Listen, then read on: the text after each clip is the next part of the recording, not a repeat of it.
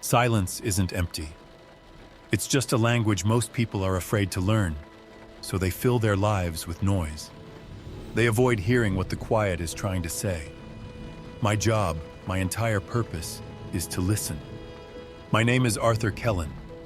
I'm a private investigator, and I find people who don't just leave, they evaporate. They leave behind perfectly made beds, half-full coffee cups, and a void that swallows all logic. The police hit a wall, the families start to lose hope, and then, eventually, they find their way to my dusty office door. That's what happened with Mrs. Alcott. She was elegance and old money, her grief a perfectly tailored, expensive coat. Her son, Julian, a quiet university student, had vanished from his dorm room a week prior. No signs of a struggle. His wallet, keys, and phone were still on his desk. The police had interviewed his friends and exhausted all leads. Mrs. Alcott placed a small, clear plastic bag on my desk. Inside was a single, unlabeled audio cassette tape. "This was on his desk," she said, her voice a fragile whisper. The police listened to it. They said it was blank. I looked at the cassette. It was a cheap, generic brand, the kind you could buy at any convenience store in the 90s. It was the only things in the room that felt out of place. "Blank tapes don't exist," I told her quietly. She just nodded. My office is less of a detective agency and more of an audio laboratory from a forgotten era. It smells of ozone and hot vacuum tubes. I have reel-to-reels, oscilloscopes, and filters that can isolate the sound of a fly's wing in a hurricane. I took the cassette from its bag. The plastic felt cold and inert. I placed it into the deck of my Nakamichi. I didn't press play. I started the digitization process, converting the magnetic silence into a wave of raw data on my computer. To the naked ear, it was just what the police had heard, the gentle analog hiss of an empty tape. Shh. But I wasn't listening with my ears. I was looking with my eyes at the shape of the sound on the screen. I began the slow work of amplification, stretching the noise floor, peeling back the layers of silence like an onion. For hours, there was nothing but the random chaos of magnetic particles. But I am a patient man. My entire career is built on patience. And then I saw it. A ripple in the static. A pattern where there should have been none. It was faint, almost invisible. I isolated the frequency band. It was low, just above the subsonic range. I ran it through a series of noise cancellation filters. The hiss receded, and something else began to surface. A voice. It was a whisper, caught like a ghost in the machine. It was Julian's voice, distorted and stretched by the magnetic tape. But it was his. He was repeating a single, strange phrase. "Oh, where the sky is made of rust," he whispered, over and over.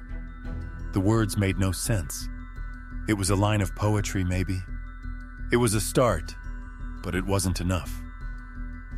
I went deeper, analyzing the space between the words, the texture of the silence itself. And that's when I found the second sound. It was almost completely buried under Julian's whisper. It was a sound I had to isolate and loop 100 times to recognize. It was a mechanical hum, a low, rhythmic, two-beat sound. A sound I had heard only once before, on a different tape, from a different case 5 years ago. A case about a librarian who had vanished from a locked room, leaving behind nothing but a similar blank cassette. My blood ran cold. This wasn't a single disappearance. It was a pattern, and the pattern was starting again. I pulled up the digitized audio file from 5 years ago. The case of Eleanor Vance, the quiet librarian who vanished. I layered her tape's background hum with Julian's. They were a perfect match, not just similar, but identical. A single repeating two-beat pulse. Thump, thump, thump, thump. the sound of some forgotten patient machine. 2 disappearances, 5 years apart, linked by a sound buried in silence, and a phrase, "where the sky is made of rust." It wasn't a place you could find on a map. It was a description, a piece of dark poetry. What kind of place has a sky of rust? I thought of industrial sunsets, of the pollution haze over the old ironworks down by the shipping canal. I spent the next day in the city's engineering archives, digging through schematics of the old industrial district. I was looking for a specific type of machine that might produce that unique 2-beat hum. An old hydraulic press, maybe, or a pump. And then I found it. A plan from the 1950s for a massive storm drainage station, built to pump water from the canal. It used a dual-piston pump system. Thump, thump. And the station was located right in the heart of the old ironworks. The place had been decommissioned for decades. It was a concrete husk in a forgotten part of the city. I drove there as evening began to fall. The setting sun hit the smog and industrial haze, painting the sky in sickly shades of orange and brown. It was a sky made of rust. I felt a cold certainty settle in my stomach. This was the place. The fence was rusted through. The entire area was silent, except for one impossible sound.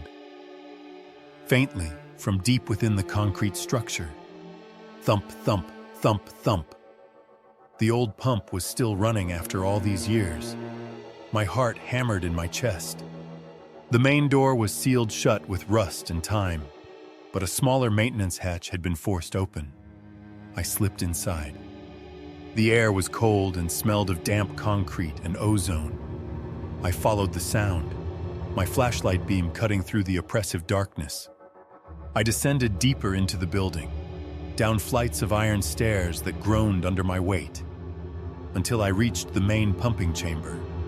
It was a vast, cavernous space, and in the center was the machine. It wasn't just a pump.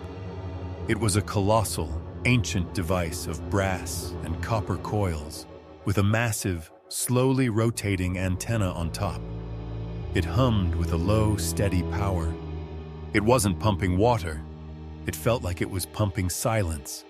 And all around it, on the floor, were hundreds of audio cassettes. They were arranged in neat, concentric circles, like offerings to a dead god. My flashlight beam danced across them. I understood then. The machine didn't find these people. It called to them. The quiet ones, the lonely ones, the ones who already listened to the silence. It drew them here, and then it recorded them. It didn't take their lives. It took their consciousness, their stories, their very essence. It distilled them into a single looping whisper, an echo trapped in magnetic dust. They had evaporated. I saw Julian's tape near the edge of the circle, and a little further in, one that had to be Eleanor's. What was I supposed to do? Destroying the machine might destroy them all. Leaving it meant it would continue its silent, lonely hunt.